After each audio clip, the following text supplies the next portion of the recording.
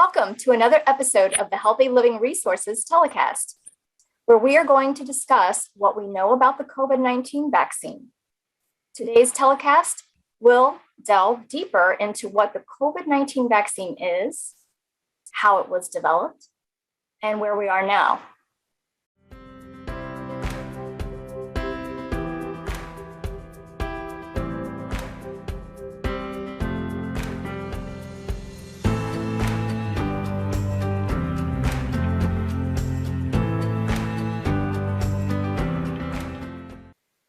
We have with us Amy Meehan, the Healthy People Program Specialist from OSU Extension, and Dr. Myriam Shaw Ojeda, Assistant Professor for the Ohio State University College of Pharmacy and Director of Pharmacy Extension and Public Health Initiatives.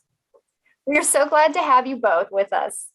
Can you please tell us a little about yourselves and your roles in OSU Extension? And we'll start with you, Amy.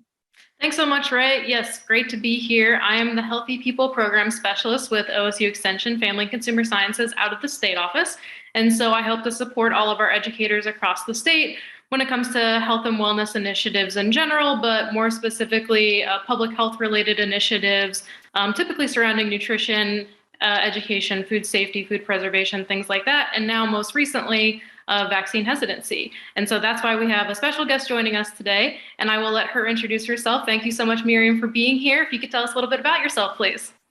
Thank you, Amy. It's wonderful to be here today. I'm excited about what we're going to talk about. But really quickly, here's my introduction. As you said, my name is Myriam Shaw Ojeda. I'm a pharmacist, and I serve as a professor at the Ohio State University College of Pharmacy and the Director of Pharmacy Extension and Public Health Initiatives. I do that with the Ohio Pharmacists Association and OSU Extension. Specifically with OSU Extension, I work to connect county offices and Ohioans in general with all the wonderful resources that your local pharmacist can provide. Our hope and the hope with my position is that I want to make the public aware of what pharmacists can give to you, and also in general how they can help with the pandemic. So that's going to be a topic of discussion towards the end of the telecast today. Thank you so much, Myriam. We are very excited to have you joining us today. And this is such an important and constantly evolving topic. So it really is important to discuss where we are at now. And now we're finding ourselves in an environment with more new variants, booster shots, and continued COVID fatigue. So it makes it really hard to know what to do next. And I think this certainly elicits many more questions surrounding this already confusing topic. So before we dive into the COVID vaccine specifics, could you share with us a brief history of the vaccines to help set the stage for how the COVID vaccines fit in altogether? For sure. And Amy, before I go into the history of vaccines, I do want to start by saying it's no secret that the pandemic scenario has lasted a longer time than any of us expected. I want to acknowledge that the pandemic has been frustrating for each of us. I hear from my friends who are pharmacists and the amount of time they have put in to care for their patients and just working in very stressful environments that has led to a lot of burnout. You know, I've also heard from my non-pharmacist friends about how the pandemic has caused burnout in their day-to-day living. So my hope is that with this discussion today, we'd be able to provide some more insight on vaccines without judgment, but hopefully so that our listeners can be curious about what's going on in the vaccine space. What are some of the commonly heard questions that we've encountered, you and I have encountered in our practice? And hopefully this just opens up that discussion for folks to ask their healthcare providers more questions and hopefully make a decision that does protect their long-term health. So let's go into a bit of a story time here, because I always want, when people ask me about the vaccine, I like to tell them about the original vaccine that was created in the 1700s. So we'll start with smallpox. Smallpox was a viral disease. And I don't mean by going viral online, by the way. I mean a virus that causes a disease. It affected people on their skin, their lymph nodes, their bone marrow, and their spleen. Unfortunately, about 30% of individuals who got smallpox died.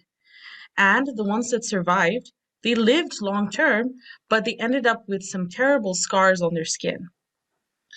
And of course, it was a question of how they could avoid the disease itself, as well as avoid passing away from the disease. Enter in English physician Edward Jenner. Edward Jenner went to Sudbury in England, and there he noticed that there were milkmaids in these farms, and the milkmaids never got smallpox. And he was a bit curious about this, so he investigated further, and he realized that these milkmaids would get cowpox, which was a similar virus variant of the smallpox, but it wasn't the same. They belonged to the same family. However, these individuals, once they got cowpox, when they didn't pass away, they never got smallpox. So what he did was he approached a milkmaid. Her name was Sarah Nelms, and she had recently had cowpox. And of course, with cowpox, similar to smallpox, they used to get scabs on their skin. So he scraped off a piece of the scab and then went to his gardener's son, and the gardener's son's name was James Phipps, 8 years old, and he was able to inoculate James with the cowpox illness. James got sick for a couple of days and then got better. Then Edward Jenner retested James and put the smallpox scab.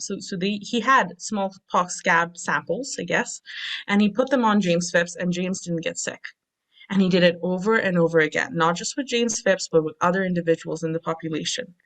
And over time, he was able to convince the Board of Medicine in England of the efficacy of the way he provided this protection. So now this is one story in history, and you might be thinking, if you're listening to this story, well, what does this have to do with COVID? What does this have to do with the vaccine? Here are some of the principles that we take away from that story. Number one, Edward Jenner realized that if you provide a weakened form of a virus that is similar or even the same as a virus that's around in the community, you can actually provide protection.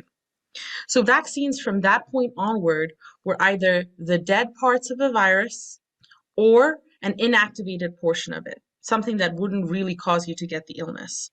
So that's some of the vaccines that we have today that we use. For example, the flu vaccine is based on that particular type of technology. But over time, as history has progressed, we've also gotten vaccines that not only provide, say, a deadened version of a virus, they also provide the blueprint. And the blueprint tells your DNA, this is how to fight a virus if you see it. So two of the vaccines that we see today in the COVID space, the Pfizer-BioNTech vaccine and the Moderna vaccine, and they all both have official names depending on what age range we're allowed to vaccinate. So I won't go into those names. However, those are the ones that provide the blueprint to your body to help you fight the virus. The Johnson & Johnson vaccine, on the other hand, does allow protection by providing a deadened form of the virus. So anyways, that is the history of vaccinations. And I hope that gives you a picture of why we have faith and trust in the vaccine, because it's been around since at least the 1700s and has provided some protection against other disease states. Wonderful. That is so helpful. And it definitely makes a lot of sense that this technology itself isn't new. So that's why we were able to develop these vaccines so much more quickly, yet still safely and reliably when the need was so urgent. I think knowing this background can definitely be helpful in beginning to really address any safety concerns folks might have with getting vaccinated and now even boosted. I myself have had to carefully consider really which vaccine would work best for me and now when and which booster to get. I probably have some more relevant knowledge and experience with the science thanks to my current role with OSU Extension and my background in public health, but I can only imagine that level of scrutiny that someone who is new to the scientific process may rightly want to consider in their decision-making to get vaccinated.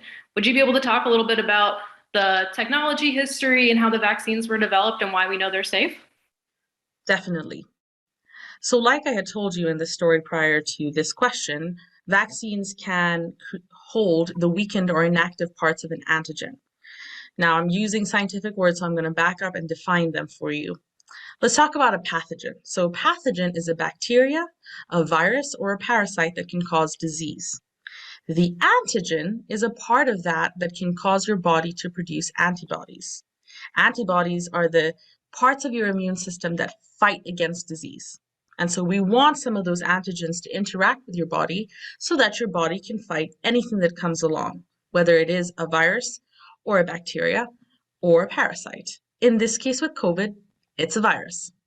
Now, vaccines can have the weakened or inactive parts of a particular organism, and that triggers an immune response in your body. Or like I said before, newer vaccines can contain a blueprint for producing those antigens rather than having that antigen injected into your system. Now, neither of these types of technologies will cause the disease, but they do prompt your immune system to respond. Now, I understand that there has been some fear and worry about how quickly the vaccine was developed. COVID itself was not existent before 2019 and really 2020 here in the United States. So we needed to assess it quickly, and the healthcare industry and the scientific world immediately joined forces and started looking at the virus and seeing ways that we could attack it and protect ourselves from it. So I'm going to show you a quick video. This is by the World Health Organization that explains how vaccines are developed, and specific to that, how the COVID-19 vaccine was developed. So watch this video with us. Developing a vaccine is a long road full of checkpoints. Different phases of testing are designed to make sure it is both effective and safe. But with the whole world struggling to contain a pandemic and unprecedented amounts of scientific work taking place, the road to finding the COVID-19 vaccine looks more like this. But first, let's take a look at the usual path. During preclinical trials, the vaccine is tested on animals to determine whether they develop antibodies to the disease-causing germ. If these trials are successful, the candidate vaccine moves on to phase 1 trials in humans, during which the vaccine is given to a small number of healthy adults to assess its safety in humans. The results of every phase are reviewed by independent clinical experts who assess the research team's findings. Sometimes they'll pause the trials to check the results, always making sure the candidate vaccine is safe. The next phase involves testing a larger group of people to find out the appropriate dose, whether it stimulates an immune response, and of course, to assess its safety. Once the results have been checked by the independent expert observers, the candidate vaccine is evaluated among thousands more volunteers. This phase determines whether it is effective against disease. If the answer is yes, the vaccine is independently assessed by regulators for effectiveness, safety, and manufacturing quality.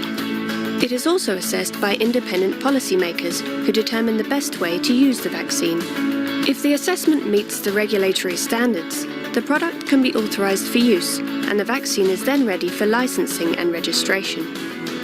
Once that happens, the approved vaccine can be used in the population. But because of the urgent need for a COVID-19 vaccine, some of the phases can run in parallel, and the research team can submit a request for temporary authorization from national regulatory authorities and an emergency use listing from WHO. This authorization and WHO emergency listing are only given if the vaccine meets strict safety and effectiveness criteria. But the road doesn't stop there. Once the vaccine is in use, it continues to be monitored by health authorities for safety and for effectiveness to ensure the vaccine maintains the highest standards. The race is on to find vaccines for COVID-19, which is why some phases are happening at the same time. But no one is cutting corners. Everyone is subject to the same checks and independent monitoring. So although we'll get the COVID-19 vaccines faster, they'll be as safe as other approved vaccines.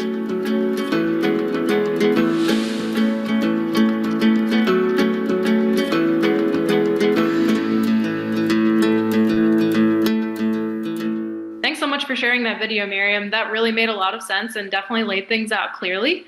And thinking about safety, since the video mentioned safety a couple of different times in the vaccine development process, we now hear a lot about the safety of the vaccine itself and needing to check again as folks continue to get vaccinated. So can we talk about some of the most common safety concerns that we've heard folks are considering when they're thinking about getting vaccinated? Definitely. Let's start with safety. So the FDA, the U.S. Food and Drug Administration, does extensive research into the safety profiles of any of the vaccines that they evaluate, including the COVID-19 vaccine. So when you're hearing the terms emergency use authorization, it makes you think that something went too fast, but it didn't actually. That video described the ways that not only the FDA, but other regulatory bodies across the world look at vaccines. So the Pfizer-BioNTech vaccine, the Moderna vaccine, and the Johnson & Johnson/Janssen vaccine have done quite a bit of safety testings with the vaccines that they are producing. According to the CDC, More than 543 million doses of COVID-19 vaccines have been given in the United States since it first rolled out in December of 2020 till last week in February 2022. So that's a lot of people that we've had those vaccines administered to with minimal side effects and minimal adverse effects, such as some of those bigger side effects that may land you in a hospital. There are serious safety issues, and the FDA does not want to hide any of them. And those are some that we may be discussing in the next section here. But what happens if you do encounter someone close to you who has had a serious side effect? My recommendation as a pharmacist is to talk to your doctor, talk to your pharmacist. We want to listen. We want to hear what it is, what specific issue can stop you from taking the vaccine, and then work with you to create a plan. I had a patient who had recent surgery and it was on medication that had lowered her immune system or had suppressed her immune system. And so we worked with her doctor to consider a better date for her to take the vaccine, which meant that for a few weeks she took the medication she was on, and then for a few weeks she stopped, where then we were able to provide the vaccine. She was able to receive the vaccine without any side effects and was actually relieved because she knew that she had other surgeries scheduled in the future, but now she knew that she was more protected.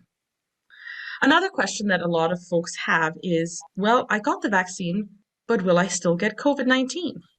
And unfortunately, we've seen with the Omicron variant that a lot of people have gotten the virus even after they got vaccinated. And here's what I tell them. The vaccine protects you from hospitalization and death. Now, the death portion of that should really spark interest because we are protecting people from that final end. We don't want folks to pass away. But secondly, with the hospitalization safety feature, it allows hospitals to have the bandwidth, the staffing, and even the beds to take care of patients who may be more seriously ill. And so with those milder responses, our hope is that more folks can treat themselves and stay at home while they're recovering from COVID-19. I hope that answers your question. Definitely. That makes a lot of sense why, even though you still may be able to contract COVID-19, it's still a better option to get vaccinated in an effort to avoid the more severe symptoms of the disease, which we have seen can certainly vary from person to person, especially if they may not be aware of any underlying conditions they might have. And in addition to general safety concerns, I know there have been some specific vaccine side effects of concern. Would you be able to speak a bit about what those side effect concerns are and what we know about them now? Definitely. So I will pick about the top 3 that I usually encounter with individuals I speak with. The first one is a question of fertility. People ask me, well, I'd like to get the COVID-19 vaccine, but I'm worried about my ability to have children in the future. And what I like to show them is data. And also the fact that there is no evidence that people who get their vaccines lose their ability to have babies. Now, this is for both men and women. Data has shown us that many people who got the COVID-19 vaccine actually did get pregnant after they got the shot. And the numbers are this. About 4,800 people had a positive pregnancy test after receiving a first dose of COVID-19 vaccines, whether it was Pfizer-BioNTech, and in this study it was Pfizer-BioNTech and Moderna. Another report used data from 8 U.S. healthcare systems across the country that documented more than 1,000 people who completed the COVID-19 vaccine and then got pregnant after the fact. So all these data points, I hope they build confidence in individuals who are seeking to start a family, maybe have another child, or maybe want to have children in their future and are worried about taking the vaccine. Current data shows that actually it has no effect on your fertility.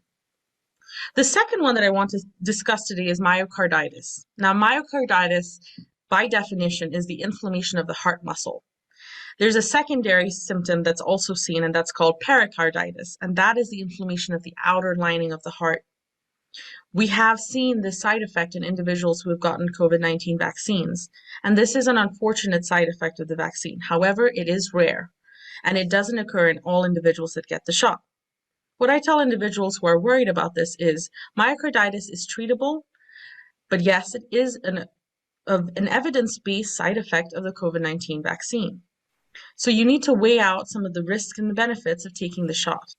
How do you do that? Who do you reach out to when you have a question like that? Seek medical care. Seek the help of individuals who are working in the vaccine space who can provide some insight to you in an honest and a truthful way. Whenever individuals come to me and talk about the vaccine, I like to sit down with them one-on-one and ask them specifically, is there family history? Are there questions that you may have? Is there something you may not understand about the vaccine process that I can help you with? So that's the question on myocarditis. And then the final thing to consider is the risk versus benefit. Individuals take the information like the ones we've shared today, weigh out some of the facts based on their family history, based on their own history, and then decide to take the shot. And my question to all individuals listening to us today is, who are your trusted circle of advisors? My hope is that, I'm biased, but my hope is that a pharmacist is part of that circle. Because as individuals, we see our patients more than the average doctor. We see patients almost once a month, maybe even more. So if you have questions about the vaccine, feel free to reach out to your local pharmacist, because more than likely they'll be able to provide you evidence-based information about the vaccine that is specific to you, based on your states, based on the medications you're on, and based on your family history. Thanks so much for all that information. I think that helps a lot, knowing that these concerns are definitely being taken seriously so that we can continue to be even more informed in this decision making moving forward. And it seems like as we continue to learn more about that risk versus benefit analysis, it continues to suggest that getting vaccinated to help mitigate a COVID-19 infection is definitely more worthwhile for most people. That said, I understand that many folks may still not feel that way. And I can certainly understand why. Just like we've already discussed, since we've already touched on a lot of the very valid concerns that people might have, what else might they consider to help them make the best choice for themselves and their families? So, I always like to start from the science world because I'm based in the science world. But I also want to bring a community care aspect to this topic today. Unfortunately, with the COVID-19 virus and the pandemic in general, we've lost a lot of our older generation. Think about the grandparents that may have lived another 4 to 5 years to see their grandkids. Think about individuals who were immune compromised and unfortunately passed away simply because they had other comorbidities that caused their side effects to be more critical than the average person. That is sad. That is sad to me that our community has lost valuable members of our society. So that's one point that I want folks to consider. But secondly, how are we valuing the way we take care of our community? The word community means to me that I take care of my neighbor. I take care of the person down the street. I take care of the individuals that I have been called to serve through my workplace, maybe through friendships, and maybe even just casually strangers on the street. What does it mean to protect the most vulnerable? I think part of that is considering how taking a vaccine, maybe protecting yourselves and others from the pandemic, is one of those steps in caring for our community well. Absolutely. And I know we touched on this a little bit already, but when it comes to finding trusted people, who would you recommend, especially beyond local pharmacists, which I think is a great recommendation already, especially because I feel like that's a pretty common touch point in the community. But where else might folks go to find that reliable, trusted information from all different perspectives in whatever community they might have the most access to? That's a great question. I understand that all over Ohio, we have varying levels of accessibility. I always recommend other healthcare providers, but I understand that you may live in a place where the nearest healthcare provider is your local pharmacist. So I do recommend going out to healthcare providers. There might be other community leaders in your area that you trust who may also have done their homework and had looked up on what the vaccine means to them. The local health department can provide good information. And let's go virtual. Let's talk about online websites that you access. The question that I ask individuals is, where are you going for your sources of information online? Is that a trusted resource? Is that individual trained in the area that you're looking for expertise? And that's for me too. If I'm looking to build out my home garden, I'm not going to go to a random person. I'll probably go to someone who has some experience in gardening. In the same vein, who are your trusted sources both in person and online that you can reach out to give you credible and evidence-based information on the vaccine? Wonderful. Thank you. I think that makes a lot of sense, and I totally agree. I think it's so important to be able to find trusted and reliable sources to be able to help make your best decision with all the facts. And just to put a little plug in here, I think Extension can definitely play a role here. We're always available to help provide you with research and evidence-based resources. We have an office in every county, and you're always welcome to contact us directly. Our contact info will be provided at the end of this program, so especially the two of us, feel free to reach out if you have any follow-up questions. We would love to engage and have conversations with you. Thank you so much again, Myriam, for sharing all of this extremely helpful information with us today. Do you have any final thoughts to add before we sign off? I think my final thought after this conversation, which I'm so grateful that you allowed me to join you here today, is to find a trusted source to talk about vaccines. Find somebody within your community. Obviously, I'm biased. I say pharmacists, but there might be an extension office near you that you can walk in and ask for some more information. And then look out for opportunities in your county. We want to hear from you. We want to hear your questions, and Amy and I will take the time to answer them thoughtfully. Well, thank you so much for your time today, Myriam and Amy. And if you viewers have any questions for us, please do not hesitate to reach out. Our contact information is listed in the credits, as Amy said before, and please feel free to contact your local county extension office to get connected with all the great resources that we have to offer. Thanks for listening, and we'll see you next time.